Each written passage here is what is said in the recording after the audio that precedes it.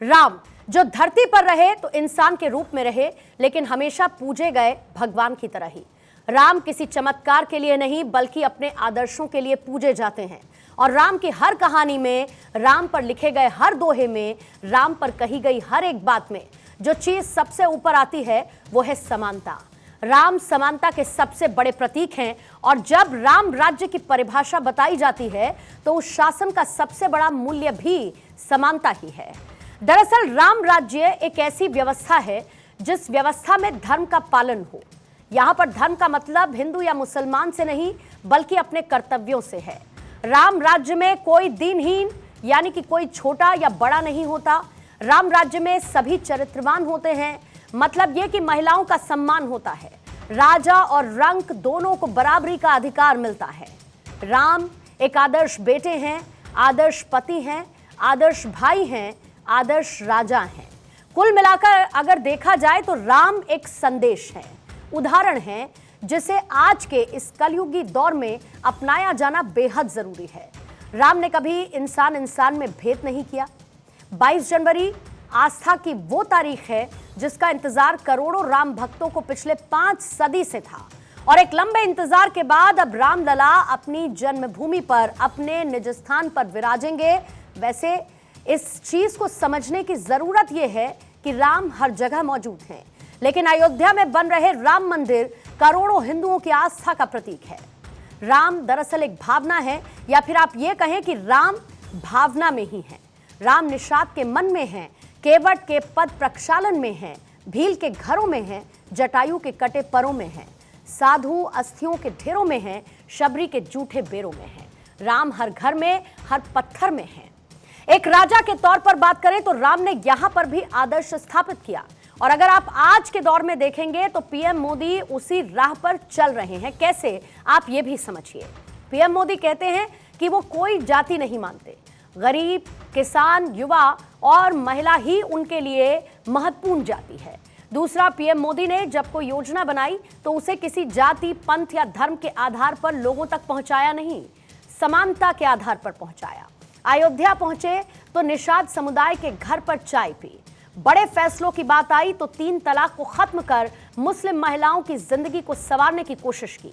लेकिन विपक्ष क्या करता है, कभी सनातन और भगवान श्री राम को लेकर आपत्तिजनक टिप्पणी करता है, कभी मंदिर को मानसिक गुलामी का मार्ग बताया गया है, जैसा कि आज आरजेडी ने पोस्टर्स लगाए, और दूसरी तरफ उदित राज उनका स्टेटमेंट मनुवाद को लेकर। एक तरफ अयोध्या में करोड़ों लोगों के आदर्श राम की प्रतिमा, उसकी प्राण प्रतिष्ठा होनी है, तो विपक्ष से लेकर लगातार विरोध जता रहा है। आज हुआ क्या क्या, सबसे पहले आपको यह बता देते हैं। आरजेडी की तरफ से मंदिर को गुलामी का रास्ता बताया गया, तो दूसरी तरफ उदित राज ने इसकी तुलना मनुवाद से कर दी है। जरा एक बार सुनिए क्या कहा गया, आज एक बार फिर से राम पर प्रहार करते करते। इसको जो गुलामी खटनी है खटने दीजिए।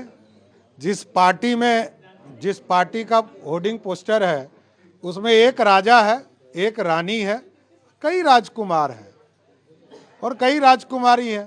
पहले उनको अपनी पार्टी की हैसियत समझनी चाहिए, फिर दूसरे की बात करनी चाहिए। देखिए, आरजेडी इसी तरह बयानबाजी करती रहती है और कांग्रेस भी करती रहती है। चाहे आरजेडी के नेता फतेह बहादुर हों या कांग्रेस के नेता उदित राज हों, ये दोनों इसी तरह का बयान देते हैं। पहले भी रामचरितमानस पर आरजेडी के जो शिक्षा मंत्री थे उन्होंने घोर आपत्तिजनक टिप्पणी की और उस पर कोई कार्रवाई लालू जी ने नहीं किया, तेजस्वी जी ने नहीं किया। तो ये साफ है कि ये लोग भारत की संस्कृति का, सनातन का, इस सब का विरोध करते हैं, ये करते रहेंगे, लेकिन उससे कोई फर्क पड़ने वाला नहीं है। आज का जो बैकग्राउंड है, एक तरफ भव्य मंदिर बन रहा, सभी को खुशी है, कांग्रेस को भी खुशी है, राम मंदिर बन रहा, लेकिन उसी समय निषाद के घर जा रहे हैं। तो आज भी मतलब है कि वो केवट जिसने नाव पार किया था, तो वही व्यवस्था लाना चाह रहे हैं क्या? तो जिस तरह से चारों तरफ वातावरण तैयार किया जा रहा है उसी व्यवस्था को दोबारा लौटाना चाहते हैं। यही तो मैंने लिखा है, और कौन सा गलत बात लिखा है।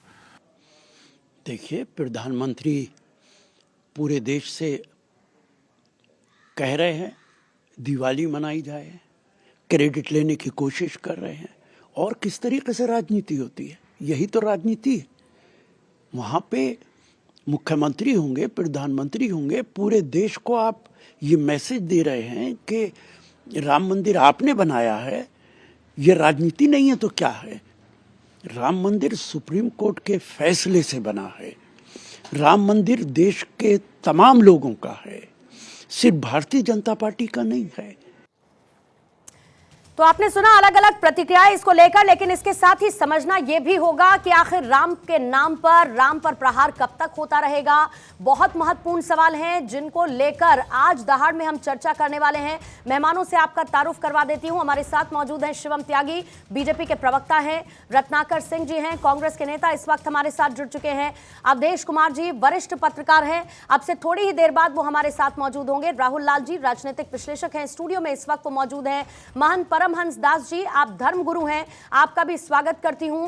पंडित अजय गौतम जी, आप धर्मगुरु हैं, स्टूडियो में हमारे साथ मौजूद हैं। आप सभी मेहमानों का स्वागत करते हुए आज इस सवाल की तरफ बढ़ते हुए, और सबसे पहले रत्नाकर जी, सिर्फ मैं ये समझने की कोशिश करती हूं, एक तरफ जहां पर आज पूरे देश में उल्लास है, और न सिर्फ पूरे देश भर में बल्कि दुनिया भर की नजरें अयोध्या जी पर टिकी हुई हैं। रामलला की प्राण प्रतिष्ठा का इतना भव्य कार्यक्रम है, और राम मंदिर अब अपने अंतिम रूप में जा पहुंचा है जब राम अपने निज स्थान पर स्थापित होंगे। मुझे यह बताइए कि इसमें पॉलिटिक्स का स्कोप कांग्रेस को आखिर कब तक मिलता रहेगा? आखिर कब तक राम के नाम पर इसी तरीके से राजनीति और विवादित बयान, कांग्रेस संतुष्ट कहां होगी और कहां पर आकर रुकेगी कि ऐसी बयानबाजी से बच सके? सर, कोई बात नहीं होगी। देखिए पूर्णिमा जी, प्रभु श्री राम जो है प्रेम, आस्था और विश्वास का प्रतीक हैं। वह कोई राजनीति करने के लिए प्रभु को कोई इस्तेमाल अगर कर रहा है तो वह इस समय सिर्फ भारतीय जनता पार्टी कर रही है। आधा बना हुआ मंदिर और रामनवमी के पहले जो है ये उद्घाटन करने की जो तारीख घोषित कर दी गई, इसका कारण क्या है?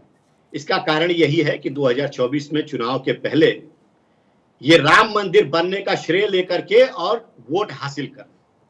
और भारतीय जनता पार्टी पिछले चुनाव, विधानसभा जो चुनाव हुआ था मध्य प्रदेश में, उसमें भी होर्डिंग्स लगाकर उन्होंने बाकायदे नारे लिखे थे कि राम मंदिर की हो रहा है तैयार, और अब की बार बीजेपी सरकार।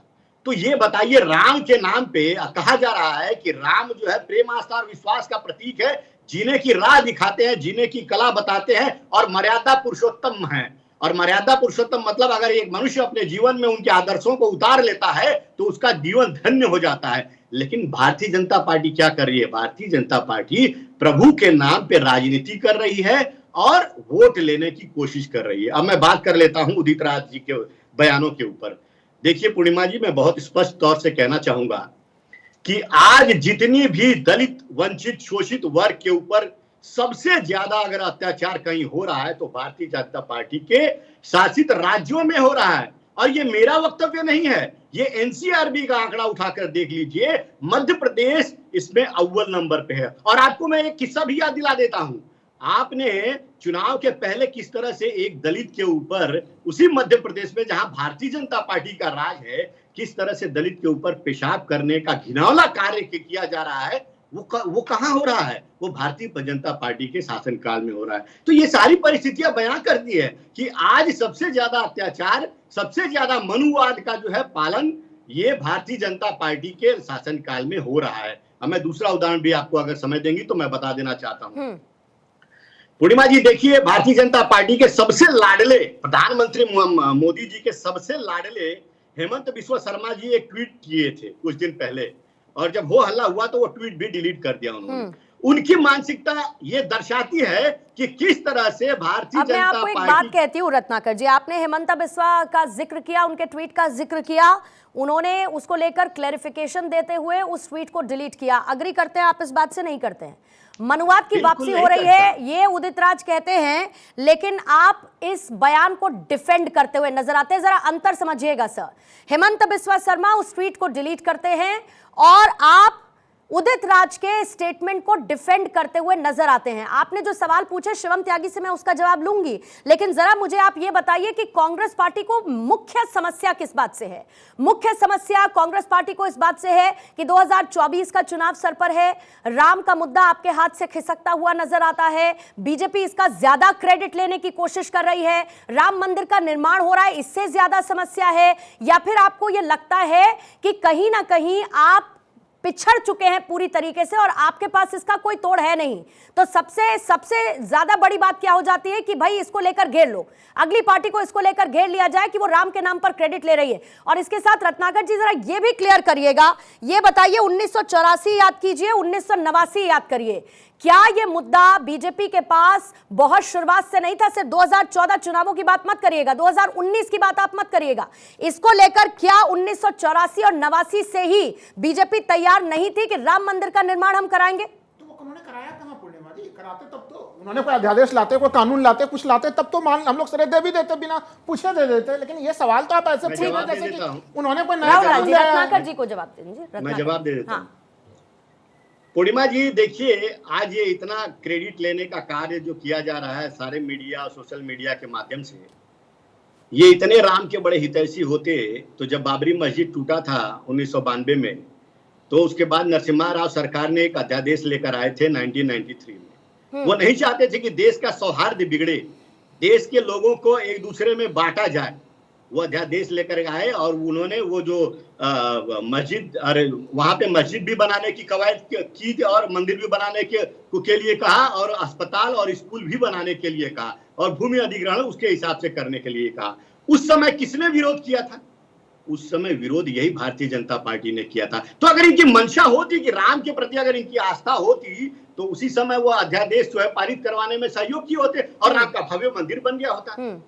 लेकिन इनकी मंशा ये नहीं थी। ये क्यों नहीं मंशा थी? क्योंकि एक बड़ा मुद्दा जो है उनके हाथ से निकल जाएगा। और ये क्या बात कर रहे हैं? राजीव गांधी ने ताला खुलवाया, हमारे ऊपर आरोप लगा रहे हैं कि हम विरोध कर रहे हैं। हम कब क्यों विरोध करेंगे? भाई राम तो हमारे ऑर्डर से हुआ था। राजीव आज गांधी जब राम मंदिर का निर्माण हो रहा है तो सुप्रीम कोर्ट का ऑर्डर आया, उसके बाद निर्माण कार्य में तेजी आई। सुप्रीम कोर्ट ने कहा कि भाई आप ट्रस्ट गठित करिए जिसकी देखरेख में मंदिर का निर्माण होगा। जब आप राजीव गांधी का जिक्र कर रहे हैं तो भाई अयोध्या से ही तो उन्होंने अपने चुनाव प्रचार की शुरुआत की थी, नहीं की थी सर? तो बताइए जरा मुझे, आपके लिए वो राजनीतिक मुद्दा आपके लिए भी था क्या, बीजेपी के लिए भी था क्या? और आज आपको लगता है कि उस तराजू के पलड़े में आप लोग नीचे चले जा रहे हैं और इसीलिए इसको लेकर सर, राम को लेकर राम कल्पना है ये किसने कहा? आपको तो राम के अस्तित्व पर सवाल रहा है हमेशा से। पूर्णिमा जी देखिए, हमारे लिए मुद्दा देश की जनता है और देश की जनता का कल्याण करना, उनके जीवन स्तर को सुधारना, देश को आगे बढ़ाना है। इसलिए हमने अपने शासन काल में जो 65 साल का शासन काल था उसमें हमने IIT, IIMs, AIMS, इसरो। नहीं रत्नाकर जी फिर ऐसे मत बोलिए ना, फिर मुझे पूरा लंबा चौड़ा ब्यौरा निकालना पड़ेगा कि 2014 के बाद से क्या क्या बनवाया सरकार ने। बड़ा उसमें समय ज्यादा चला जाएगा। शिवम त्यागी जी, मुख्य सवाल पर आती हूं और रत्नाकर जी की तरफ से जो कुछ भी कहा गया सबसे पहले उस बात का काउंटर करिए। वो ये कह रहे हैं कि आप लोग राम के नाम पर पूरा क्रेडिट लेना चाहते हैं क्योंकि आप ये चाहते हैं कि आपका वोटर इंटैक्ट रहे और यही एक वजह है कि आपने राम को भी एक राजनीतिक मुद्दा बना दिया, एक राजनीति का नाम बनाकर छोड़ दिया है। देखिए पूर्णिमा जी, मैंने ना बड़ी शालीनता से अप्रॉक्सीमेटली 12-13 मिनट सुना कांग्रेस के प्रवक्ता को और सिर्फ इसीलिए सुना बिकॉज मैं चाहता था कि मेरे टाइम में भी इस तरीके से शांति बनी रहे, जिसकी मुझे उम्मीद कम है क्योंकि राहुल लाल जी जो आपके बराबर में बैठे हैं वो कितनी देर चुप रह पाएंगे भारतीय जनता पार्टी के बोलने पर, ये एक विषय अलग है। लेकिन मैं शुरुआत करता हूँ। मैं सबसे पहले एक चीज़ कहना चाहता हूँ, यहाँ क्रेडिट का कोई विषय नहीं है, ठीक है? और मुझे लगता है इस देश की जनता 140 करोड़ लोग इतना जानते और समझते हैं कि किसने मंदिर के लिए क्या किया, आज बताने की आवश्यकता नहीं है। ये हमारी सांस्कृतिक आजादी की लड़ाई थी। 90 के दौर में इस देश में मर्यादा पुरुषोत्तम भगवान श्री राम के मंदिर का नाम लेने को कोई तैयार नहीं था। 90 से 2014 के बीच की जो इस देश की राजनीति रही है, उस राजनीति में इस देश में सिर्फ श्री राम और राम मंदिर के लिए लोगों ने गालियां ही दी हैं, चाहे वो कांग्रेस, और आज भी देख लीजिए, चाहे वो आरजेडी के बाहर लगा हुआ पोस्टर हो, चाहे वो बयान हो आपका कांग्रेस का, चाहे तमाम ऐसे नेताओं के बयान है। ये बयान कोई बहुत ही एट रैंडम एकदम से नहीं आ रहे हैं। ये फ्रस्ट्रेशन है जिन लोगों ने मर्यादा पुरुषोत्तम भगवान श्री राम को सालों साल गाली दी हो, जिनकी जो राजनीति है उसका आधार ही राम विरोध रहा हो, उनके सामने अगर आज राम मंदिर बनेगा तो वो बर्दाश्त कैसे करेंगे? ये सब वही फ्रस्ट्रेशन है। उदित राज ने कहा कि भाई फिर से आप उसी युग में लेकर जाना चाहते हैं, मनुस्मृति में जाना चाहते हैं। मनुस्मृति, जिस मर्यादा पुरुषोत्तम भगवान श्री राम ने अपनी धर्म पत्नी के प्रेम में समुंदर पार जाकर युद्ध लड़ा और उनको लेकर आए, आप उसको मनुवाद बताते हैं? जिसने शबरी के बेर खाए आप उसको मनुवाद बताते हैं? कमाल बात है। जिसने केवट को गले लगाया आप उसे मनुवाद बताते हैं? मुझे लगता है न्यायप्रिय व्यवस्था में राजा राम से बड़े कोई राजा हुए ही नहीं है। रामराज किसे कहते थे? अपने आप को तो मानिए कम से कम, और भी कुछ नहीं तो महात्मा गांधी को तो पढ़िए। लेकिन सिर्फ इतना सा है कि एक जो हिंदू विरोध, जो राम विरोध ये कांग्रेस के डीएनए में है, वो निकल कर बाहर आ रहा है। कुछ बोल नहीं सकते, मजबूरी है। यदाकदा स्टेटमेंट कहते हैं कि हम सुप्रीम कोर्ट का समर्थन करते हैं, सुप्रीम कोर्ट ने मंदिर बनाया, हम स्वागत करते हैं, लेकिन अंदर से दिल में स्वागत नहीं है, दर्द है, कुंठा है, लड़ाई है। जिन लोगों को बाबरी से प्रेम हो वो राम के कहां से हो जाएंगे भाई? कांग्रेस से हम ऐसी उम्मीद भी नहीं करते। लेकिन बात सच है, चाहे वो आरजेडी रही हो, चाहे वो कांग्रेस रही हो, चाहे वो महबूबा मुफ्ती रही हो, चाहे वो समाजवादी पार्टी रही हो, कोई भी पार्टी आप उठा लीजिए, इन लोगों ने सिर्फ मर्यादा पुरुषोत्तम भगवान श्री राम को गाली दी है।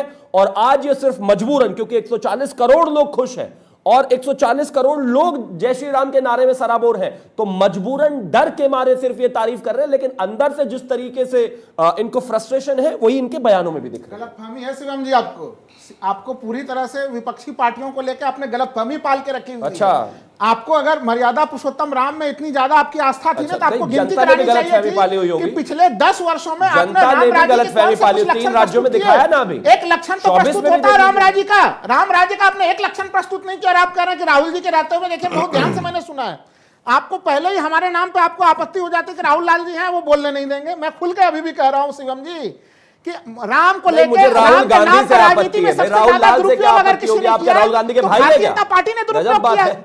आप भारतीय जनता पार्टी इसका राजनीतिक दुरुपयोग कर रही है, भारतीय जनता पार्टी। अब बताइए इस चीज से आप कैसे इनकार करेंगे?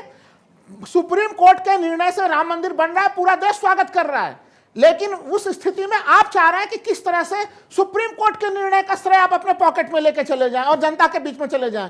मैं खुल के कह रहा हूं, कर्नाटक के चुनाव में बजरंगबली का आशीर्वाद कांग्रेस को मिला था और 2024 के चुनाव में मर्यादा पुरुषोत्तम जय श्री राम जो है, श्री राम जी का पूरा आशीर्वाद टीम इंडिया को प्राप्त होगा। बताइए आप कैसे खंडन कर सकते हैं? राहुल गांधी 14, आपने भी बोला ना, मर्यादा पुरुषोत्तम न्याय के प्रतीक थे। उसी न्याय के मूल्यों को लेकर राहुल गांधी 14 जनवरी से फिर से भारत न्याय यात्रा पे निकल रहे हैं। तो राम के मूल्यों पर अगर कोई चल रहा है तो राहुल गांधी चल रहे हैं। लेकिन राहुल लाल जी दो सेकंड मुझे बस दीजिएगा, मैं आपके पास आती हूँ सर। शिवम आप रिएक्ट करिएगा, लेकिन जितना कॉन्फिडेंट कांग्रेस की जीत को लेकर राहुल लाल जी आप नजर आ रहे हैं, उतनी तो शायद खुद कांग्रेस भी कॉन्फिडेंट नहीं है 24 को लेकर। आप जिस तरीके की भविष्यवाणी कर रहे हैं, कांग्रेस खुद कितनी कॉन्फिडेंट है? अगर ऐसा होता तो राम के नाम को लेकर किस तरीके की बयानबाजी हो रही है? इन बयानबाजियों से क्या बचना नहीं चाहिए? आप कहते हैं स्वागत हो रहा है, स्वागत हो रहा है, कहां स्वागत हो रहा है? अगर स्वागत होता तो इस तरीके के बयान आएंगे क्या? आप संविधान पर विश्वास नहीं करते, ये इससे एस्टैब्लिश होता है। अगर आप कहते हैं कि 500 सालों बाद मनुवाद की वापसी हो रही है, यानी कि आपको लगता है कि संवैधानिक व्यवस्था पूरी तरीके से ध्वस्त हो चुकी है। पार्टी है वो, कांग्रेस लोकतांत्रिक पार्टी है, वहां पे कोई बीजेपी। अरे लोकतांत्रिक पार्टी तो सब है ना सर, लोकतांत्रिक पार्टी का पक्ष भी लोकतंत्र का हिस्सा ही है ना ये तमाम पॉलिटिकल पार्टी, लोकतांत्रिक व्यवस्था का हिस्सा ही है ना ये सारी पॉलिटिकल पार्टीज। कि कोई बाहर से आया है, विदेश से आया है, कोई विदेश से कोई नहीं आया है ना, तो देश लोकतंत्र के आधार पर चलता है, संविधान के हिसाब से चलता है। बस 2 सेकंड साहब मुझे दीजिएगा, मैं आपको पूरा समय दूंगी। शिवम जल्दी से आप कुछ काउंटर करना चाह रहे हैं, बोलिए। देखिए, राहुल गांधी यानी कि कांग्रेस की जीत के लिए राहुल गांधी इतने श्योर नहीं है जितने राहुल लाल श्योर है। और राहुल गांधी अपने आप को राम भक्त नहीं मानते जितना राहुल लाल राहुल गांधी को राम भक्त मानते हैं। कांग्रेस और राम भक्त, ये तो दोनों चीजें एक साथ चलती ही नहीं है। नारा तो सुना होगा, कमाल बात है। इसमें सच्चाई हमेशा बड़ा विषय है। मैं किसी को बोला क्या बीच में? मैं राहुल लाल, मैं नहीं बोला आपके बीच में, प्लीज मुझे मौका दीजिए। मैं नहीं बोला आपके बीच में। मैं एक चीज आपसे कहना, आपने कहा न्याय यात्रा, आपने न्याय यात्रा जो शुरू की वो इसीलिए की कि राहुल गांधी को कहीं मर्यादा पुरुषोत्तम भगवान श्री राम, न्याय प्रिय भगवान श्री राम के प्राण प्रतिष्ठा में ना जाना पड़े। इस वजह से न्याय यात्रा आपने अब शुरू की है, हफ्ता पहले वो इसलिए ताकि आपको जाना ना पड़े। 22 तारीख में आप वहां पर जाना नहीं चाहते इसलिए, क्योंकि आप राम से नफरत करते कैसे अंदाजा हो गया कि वो नहीं जाना चाह रहे हैं? कोई जरूरत है क्या राहुल जी? जब अपने समय में होते हो, जब कुछ चिल्लाते ही हो, दूसरे के समय में चिल्लाते हो, इतना चिल्लाते हो बच्चे डर जाएंगे भाई। टीवी पर आपको इस तरह से देखें, प्रेम से भी बात कर सकते हैं, लड़ना जरूरी है क्या? ये देखिए शुरू हो गया। मैं लड़ नहीं रहा हूं, मैं कह रहा हूं मत बोलिए। आप लोग जो ट्रैप में चाहते थे कि कांग्रेस को निमंत्रण दिया यार, कांग्रेस पता नहीं टीवी पर आपकी आवाज चुभती है लोगों के कानों में। अच्छा, राहुल गांधी पहुंचेंगे क्या? अगर इतने बड़े राम भक्त पहुंचेंगे कि नहीं पहुंचेंगे बताइए जरा। जिनको मिला है राहुल लाल जी वो तो तय नहीं कर पा रहे ना, आप ये भी तो समझिए। फिर आप कह रहे हैं बीजेपी का ट्रैप है, जिनको निमंत्रण मिला। आपको तो इस बात से भी समस्या है, उदित राज जी को इस बात से भी समस्या है कि भाई बीजेपी कौन होती है निमंत्रण देने वाली? बिल्कुल सही है भाई, भगवान का मैं कहती हूँ कि फिर आप अपनी हिस्सेदारी बढ़ाइए ना। कैसे बढ़ाएंगे? राम मंदिर निर्माण में कांग्रेस पार्टी अपनी हिस्सेदारी फिर कैसे बढ़ाएगी? उसको लेकर भी तो कोई जिक्र नहीं हो रहा है ना। निमंत्रण पहुंचे तो दिक्कत, नहीं पहुंचे तो दिक्कत, पहुंच जाए तो पहुंचना नहीं है, जिसको नहीं पहुंचा उसको क्यों नहीं भेजा? आप मुझे अभी तक बोला क्या आ रहे हैं? क्लियर जवाब नहीं दे रहे ना। लेकिन सर जवाब नहीं दे रहे ना। इतने बड़े समारोह में शामिल होने के लिए हाँ के लिए क्या आत्ममंथन किया जाएगा 20-25 दिन? नहीं किया जाएगा ना। आप जाएंगे या नहीं जाएंगे ये भी बता दीजिए। तो फिर ऑब्जेक्शन उस पर मत करिए ना सर। जिनको मिला है वो तो तक बता नहीं पा रहे कि वो पहुंचेंगे या नहीं पहुंचेंगे। अजय गौतम जी आपको लाते हो और उसके बाद रत्नाकर जी आपके पास आऊंगी। शिवम कुछ देर का मुझे समय दीजिएगा, लेकिन जरा ये बताइए सर, राम राज्य की जब हम बात करते हैं तो उस राम राज्य में बात एक बहुत महत्वपूर्ण होती है समानता की। मुझे जरा आज के परिप्रेक्ष्य में बताइएगा सर, क्या वो समानता नहीं है? क्या लोकतांत्रिक ढांचा नहीं है? क्या संविधान के हिसाब से सबका साथ सबका विकास बात होती हुई और चरितार्थ होती हुई क्या नजर नहीं आती? और बहुत मुश्किल है क्या वो राम राज्य और आज की तारीख में असल मायने में राम राज्य नजर आना? देखिए, राम रामाय रामभद्राय रामचंद्राय वेदसे रघुनाथाय नाथाय सीताय पतये नमः। देखिए, जहाँ तक राम राज्य की बात थी, राम राज्य में समानता जिसे आज आर्टिकल 14 माना जाता है, समानता का पूरा था। आज भी चाहे मैं, हालांकि राजनीतिक प्रश्न है, इसका जवाब शिवम त्यागी बेहतर देते, कि चाहे गैस सिलेंडर मिलने से लेके की बात करें, गरीब लोगों को रोजगार की बात करें, गरीब लोगों को आवास की बात करें, पेंशन की बात करें, सबको बिना भेदभाव, बिना जाति, बिना लिंग, बिना धर्म देके सबको सरकार की सुविधाएं, बल्कि जो विशेष वर्ग से लोग आते हैं, चाहे आप देखिए ये लोग नहीं समझ पाते कि मिनिस्ट्री ऑफ माइनॉरिटी अफेयर कभी कांग्रेस ने नहीं बनाई थी। वो ministry of minority affair Vajpayee साहब ने बनाई थी। उसके जो फंड थे आज पहले से 3 गुना हो गए, लेकिन वो बात अलग, ठीक है। लेकिन मेरा जो विषय है आज, जो चाहे देखिए उदित राज है, वो मानसिक रूप से विक्षिप्त व्यक्ति कहे कि ये मनुवाद की शुरुआत हो गई है। आज चाहे कोई व्यक्ति आके कह दे कि जो मंदिर तो ये है जो गुलामी के प्रतीक है। मैं ये कहता हूं कि इन लोगों की देखिए कितनी चिढ़ और कितनी पीड़ा। ये वही उदित राज हैं अजय जी, जो सबसे पहले बीजेपी पार्टी में आए थे। मुझे मालूम है, जब राम मंदिर की शुरुआत हो रही थी उस दौरान भी ये वहां पर मौजूद थे। ये वो उदित राज है जिनका नाम राम हुआ करता था, बदल के इन्होंने इसको उदित कर लिया। ये वो है जो कहते हैं कि मनुवाद की वापसी हो रही है। देखिए, मैं तभी उनको मानसिक विक्षिप्त व्यक्ति कहा, और मैं ऐसा नहीं कह रहा कि देखिए भारतीय जनता पार्टी की मैं सपोर्ट के लिए, मैं ये नहीं कहता। देखिए, भारतीय जनता पार्टी को क्रेडिट दीजिए मत दीजिए, इससे कोई फर्क नहीं पड़ता, लेकिन भारतीय जनता पार्टी ने सुप्रीम कोर्ट में खड़े होकर यह तो नहीं कहा था कि इस केस की सुनवाई 2019 के बाद करिएगा। भारतीय जनता पार्टी ने, देखिए राहुल जी प्लीज, ये डेकोरम नहीं है, डेकोरम नहीं, प्लीज देखिए डेकोरम नहीं है। मुझे मेरी बात है, मुझे अपनी क्या बात कहने। भारतीय जनता पार्टी ने सर्वोच्च न्यायालय में वो एफिडेविट तो फाइल नहीं किया था कि राम एक काल्पनिक पात्र है, राम सेतु को तोड़ देना चाहिए। भारतीय जनता पार्टी ने कम से कम जो ट्रांसलेशन थी उसको रुकावट तो कोई नहीं डाली थी। भारतीय जनता पार्टी भले स्टेक होल्डर नहीं थी, भारतीय जनता पार्टी भले सर्वोच्च न्यायालय में पार्टी नहीं थी, लेकिन भारतीय जनता पार्टी ने राज्य की इकाई के तौर पे जो न्यायालय को, जो भी वादियों को सहायता हो सकती थी वो करी। और रही बात इसकी, मैं तो ये कहता हूं कि कम से कम वो आज कांग्रेस के ऊपर जो एक ठप्पा लगा हुआ है रामद्रोही का, वो ठप्पा भारतीय जनता पार्टी पे नहीं है, वो ठप्पा किसी और पार्टी पे नहीं है। अरे भैया रहने दो रामद्रोही भारतीय जनता पार्टी के ऊपर है। रामद्रोही का जो ठप्पा लगा हुआ है ना, कि जो कहते थे कि राम का काल्पनिक है, इनका कोई नहीं, राम कौन से कमरे में पैदा हुई है ये बताइए, वहां तो 100 कमरे थे, ये तो बता दीजिए। हर बारी, अरे आपका नेता मणिशंकर अय्यर से लेकर कितने नेता थे जिन्होंने भगवान राम का मजाक उड़ाया, हर चीज में हमारी भावनाओं को कसा। अरे एक तरफ हम मुसलमानों से लड़े, हमारे लिए अरे निमंत्रण का चाहिए भगवान के घर जाने के लिए, क्या निमंत्रण चाहिए?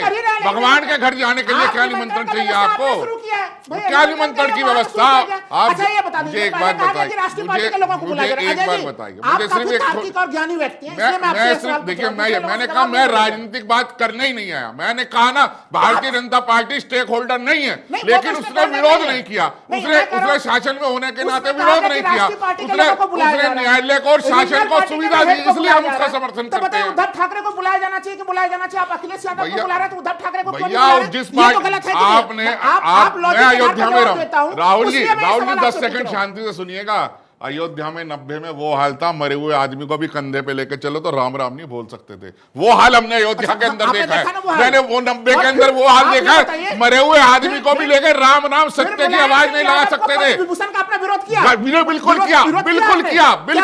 मैं कहता हूँ भारतीय जनता पार्टी का जो ये स्टैंड था, एक रामद्रोही को, राम हत्यारे को पद्म विभूषण देना, वो बिल्कुल गलत था। हमने खुल के उसका विरोध किया। लेकिन और इसके अलावा ये भी चाहे नरेश पूरे राजनीतिक फायदे के लिए, सुनिए ना अजय जी, दिक्कत ये है कि इस पूरे बीच में आघात किस पर हो रहा है? प्रभु श्री राम पर आघात किया जा रहा है। इनके अस्तित्व है राम के बारे में बोलने वाले, ये उदित राज, ये मणिशंकर अय्यर, ये सलमान। इसी बीच में अवधेश जी भी, 10 सेकंड प्लीज, 10 सेकंड। मैं ये कह रहा हूं कि ये चाहे उदित राज, ये मणिशंकर अय्यर, ये सलमान खुर्शीद, इनका क्या अस्तित्व है भगवान राम के बारे में बोलने के लिए? इन्हें बोलना है। मैं आपको कह रहा हूं, भगवान राम इस देश की आत्मा है, भगवान राम इस देश की संस्कृति है, भगवान इस देश का कल्चर है, भगवान इस देश की का सब कुछ है। अगर इस देश की बात करें आप, अगर देखिए किसी व्यक्ति को आत्मा ही मर जाए तो वो ही मर जाता है। इस देश की आत्मा भगवान प्रभु श्री राम है, वही राम जिस राम राज्य की कल्पना महात्मा गांधी ने करी, वही राम जिसे के लिए कहा गया राम राजा, राम प्रजा, राम साहूकार है, दुष्टों को देता है वो दंड, उसकी जय जयकार है। इक्वालिटी का प्रयोग नहीं हुआ। राहुल लाल जी, निमंत्रण से आगे बढ़िए ना प्रभु, निमंत्रण से आगे बढ़िए ना, बहुत कुछ है बात करने के लिए, निमंत्रण से आगे बढ़िए। मैं कहती हूँ जय कांग्रेस पार्टी, अक्षर बांटे ना, मैं कहती हूँ अक्षर बांटेंगे आप भाजपा का विरोध करिए ना, भाजपा का विरोध करते आप राम का विरोध करने लगे, आप भगवान राम का विरोध करने लगे। एक सेकंड, आप भाजपा का विरोध करिए, बांटिए ना जाके, किसने रोका है आपको ये बताइए ना। मैं कहती हूँ कि अपना दीजिए ना, इन्वॉल्व होइए ना।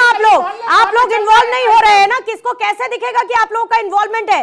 आप तो सवाल खड़े कर रहे हैं, आप राम पर प्रहार कर रहे हैं, आघात राम मंदिर पर हो रहा है। समझिए ना सर, देखने वाले को, सुनने वाले को समझ में आता है ना, इंटेंशन, नियत जिसको कहते हैं, वो सब समझ में आती है ना, इसी वजह से सवाल उठते हैं ना। और बहुत ओझी राजनीति लगती है कि अगर राम को लेकर, राम मंदिर निर्माण को लेकर सवाल उठ रहे हैं, बहुत ओझी राजनीति वो लगती है। अवधेश जी इस वक्त हमारे साथ जुड़ चुके हैं। अवधेश जी माफी चाहूंगी, लेकिन उससे पहले मुझे रत्नाकर जी के पास जाना होगा और उसके बाद मैं आपके पास आती हूँ। स्वागत करती हूँ आपका सर चर्चा में। रत्नाकर जी, जल्दी से आप क्या बात कहना चाह रहे थे वो कहिएगा, और मुझे जरा ये समानता का जिक्र करिएगा। सर, मैंने राम राज्य का जिक्र किया, जिसमें समानता एक महत्वपूर्ण मूल्य है, प्रभु श्री राम का हमेशा से रहा है। आज की तारीख में वो समानता क्या आपको नजर नहीं आती? क्या आपको प्रधानमंत्री मोदी और उनकी योजनाएं आपको लगती है कि हर एक व्यक्ति तक नहीं पहुंचती, सबका साथ सबका विकास नहीं है? और दूसरी तरफ आप करते हैं जाति की राजनीति। प्रधानमंत्री मोदी कहते हैं मेरे लिए सिर्फ 4 जातियां हैं, जिसमें वो महिलाओं का जिक्र करते हैं, युवाओं का जिक्र करते हैं, गरीबों का जिक्र करते हैं, किसानों का जिक्र करते हैं। क्या ये सबका साथ सबका विकास नहीं है? जी पूर्णिमा जी, प्रश्न ज्यादा है इसलिए मुझे समय दीजिएगा, जल्दी से तो नहीं बता पाऊंगा। सबसे पहले मैं आ जाता हूं धर्मगुरु जो अजय जी बात कर रहे थे और कह रहे थे कि कांग्रेस पार्टी जो है वो राम विरोधी है। ये जनता का उन्होंने अपना रुख बताया कि जनता ऐसा सोचती है, लेकिन ये मिथ जो ये बना रहे हैं, शायद ये उन कार्यों को, कृत्यों को भूल जाते हैं जो कांग्रेस पार्टी ने राम मंदिर के लिए किया है और देश की जनता को राम के आदर्शों को जन जन तक पहुंचाने के लिए किया है।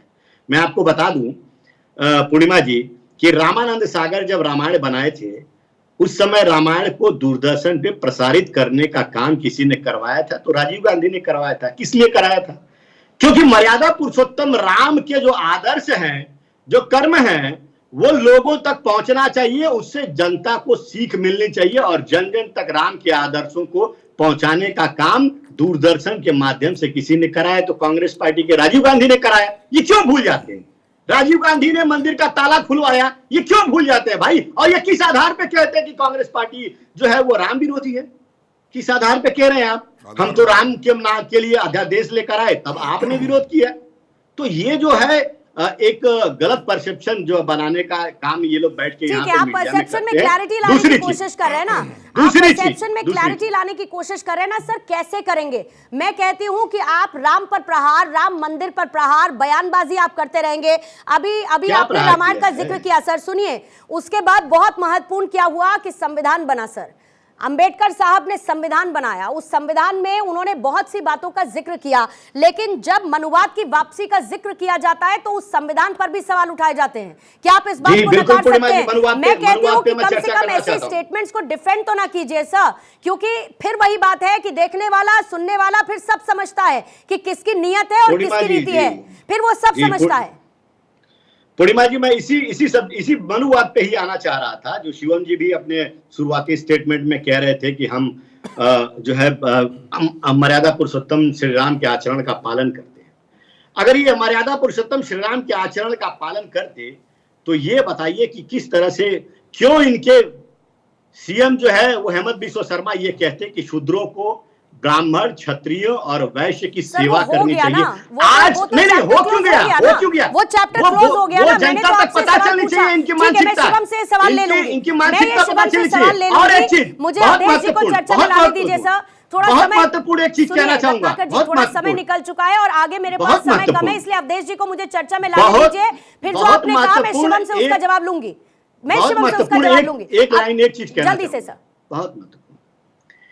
देखिए क्या है, इन्होंने हमेशा से दलितों, वंचितों, शोषितों को दरकिनार करने की खबरें। ठीक है, अब मैं ये पूछना चाहूंगा कि राम मंदिर में गर्भगृह में 5 लोगों को जो नाम दिया गया है, उसमें उपराज्यपाल को तो वहां पे बुलाया जाता है, लेकिन राष्ट्रपति को क्यों नहीं बुलाया जाता है?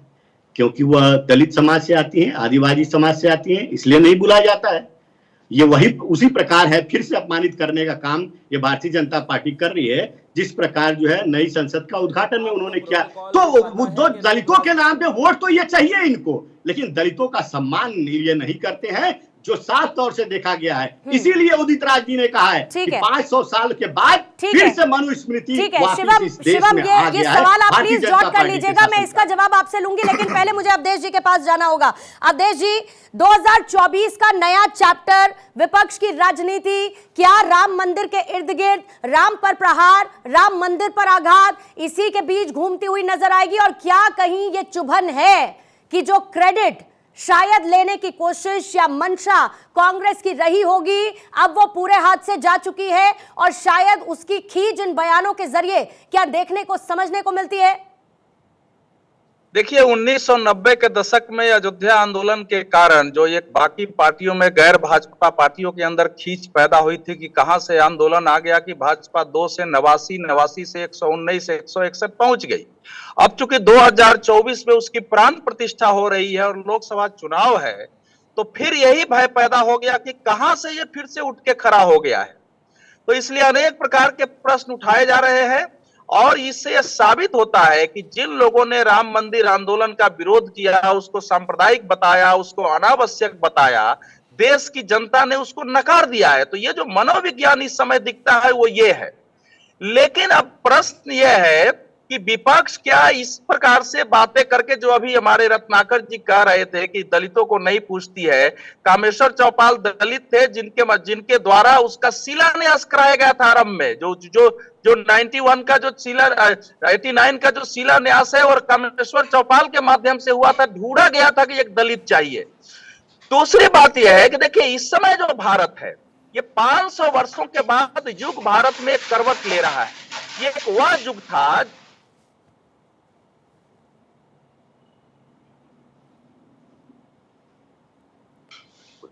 उस समय जो हमारा भारत था उसको एक नए तरीके से उन्होंने बनाया, और जहां जहां शक्ति केंद्र थे, राम जन्मभूमि एक शक्ति केंद्र था, जहां की आभा से, जहां की प्राथमिकता से पूरा भारत विश्व के लिए आदर्श था। तो ऐसी जगहों को ध्वस्त किया गया। अब जब उसका निर्माण हो रहा है तो उस भारत की ओर, जो आध्यात्मिक सांस्कृतिक भारत। अवधेश जी, मैं आती हूँ आपके पास दोबारा से। आपकी आवाज बीच में चली गई है। शिवम, जिन सवालों का जिक्र रत्नाकर जी ने किया, एक एक करके मुझे उन सवालों का आप जवाब दीजिएगा, क्योंकि बात तो यही हो रही है कि आप ये कहें कि आपके लिए ये राजनीतिक मुद्दा नहीं है, इसमें कोई राजनीतिक लाभ लेने की कोशिश नहीं हो रही है, लेकिन यह भी सच है कि बीजेपी के मैनिफेस्टो का हिस्सा राम मंदिर का निर्माण हमेशा से रहा है और आज बीजेपी इसका क्रेडिट बढ़ चढ़ कर ले रही है। पूरा देश इस उल्लास में शामिल है, इसमें कोई दो राय नहीं है, लेकिन क्या पॉलिटिकल पार्टी पॉलिटिकल गेन की तरफ बढ़ती हुई आपको नहीं दिख रही है?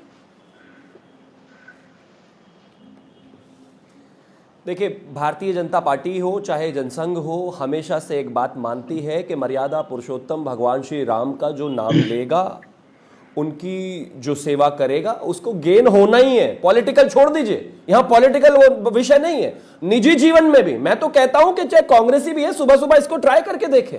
हो सकता है कि अगर वो प्राण प्रतिष्ठा में जाए तो उनकी बुद्धि थोड़ी सी सकारात्मक रूप से चले। हो सकता है भगवान श्री राम उनके जितने पाप है वो शायद माफ कर दे। हो सकता है जितनी गालियां उन्होंने दी है वो माफ कर दे। मैं कहता हूं कि पूर्णिमा जी, आपको इनको रोकना पड़ेगा प्लीज, आपसे रिक्वेस्ट। आप जानते हैं राहुल लाल जी को, मुझसे बेहतर शिवम जानते हैं।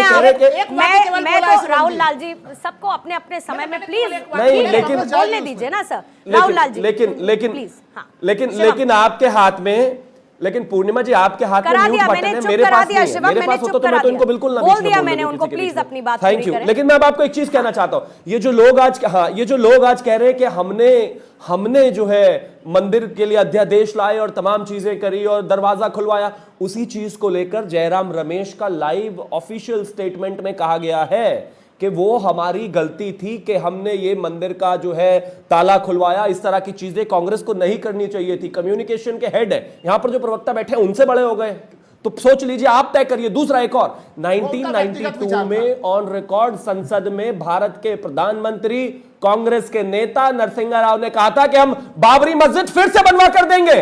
क्या बात कर रहे हैं आप? मुलायम सिंह यादव ने गोलियां चलवाई थी और कहा था कि जरूरत पड़ती तो मैं और गोलियां चलवा देता। आज कहते हैं कि हम भी राम भक्त हैं। प्लीज ये बीच में मस्जिद अभी भी बन रहा है शिवम जी, मैं तो खाली इतना सा ही बोल रहा हूं। दूसरी बात प्लीज, मैं नहीं बीच में बोलना चाहता। राहुल लाल जी, क्या है ये भाई? आपको घर वाले कैसे टॉलरेट करते होंगे, समझ में नहीं आता मुझे। आप 30 सेकंड चुप नहीं बैठ सकते क्या? बिल्कुल चुप। अगर इतना ज्ञान है तो अपने समय पर सारा उड़ेल देना, मेरे को मेरे समय में बोलने दो। Thank you. प्लीज आप बोलने दीजिए ना। शिवम अपनी बात प्लीज पूरी करें। मुझे लगता है कैसे कम्युनिकेट कर पाते होंगे अपने परिवार से भाई, कितना परेशान होंगे। Thank you. हमें बात पूरी ही करना चाहता हूं। विषय बहुत साफ है, विषय बहुत साफ है। मैं आपको लाइन से कम 200 स्टेटमेंट्स इनके नेताओं की पढ़ सकता हूं, कांग्रेस नेताओं की। मैं लाइन से आपको बता सकता हूं इन्होंने कब कब श्री राम को अपमान किया। मैं लाइन से आपको बता सकता हूं, और सिर्फ उदित राज जी नहीं है, चाहे वो उदित राज हो, चाहे वो मणिशंकर अय्यर हो, चाहे वो कपिल सिब्बल हो, चाहे वो स्वयं राहुल गांधी हो, चाहे वो पूरी कांग्रेस की पार्टी हो, चाहे पीवी नरसिंह राव हो, किसी को भी उठा लीजिए। मुझे लगता है ये परसेप्शन बनाने की जरूरत नहीं है, देश जानता है।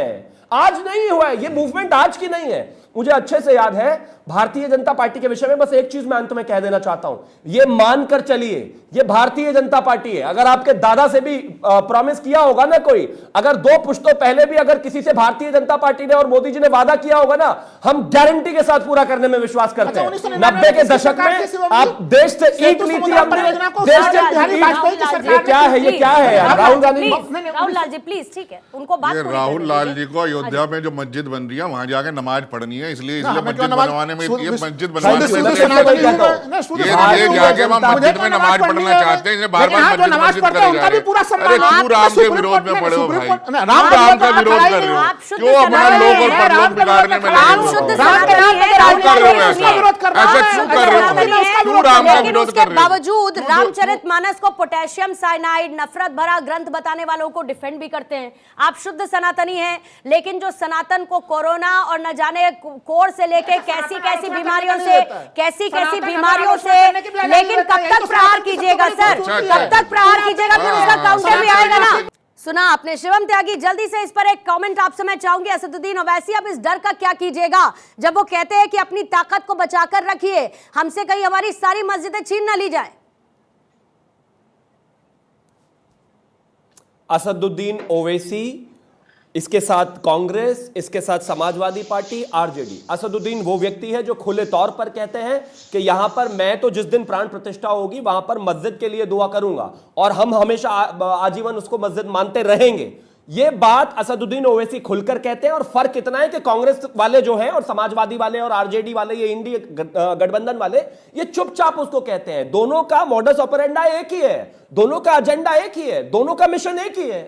एक तरीके से अगर आप इसको देखेंगे तो इंडिया अलायंस का माउथ पीस मान लीजिए आप असदुद्दीन ओवैसी को। मन में इनके भी यही है। आपको क्या लगता है राहुल लाल के मन में श्री राम है क्या? बिल्कुल नहीं। और मैं फिर से उस बात को रिपीट करूंगा अपनी, भारतीय जनता पार्टी से पूरे दुनिया को पता है कि ओवैसी जी किसके टीम भी है, भारतीय जनता पार्टी की टीम भी है, और आप लोगों ने जानबूझ के उनसे बयान दिलवाते हैं। राहुल जी आप अपने समय में नहीं बोल सकते क्या? मैंने बस आप ये राहुल गांधी की तरह बिहेव करना शुरू कर देते हो। मैं 10-10 सेकंड क्या आए हो?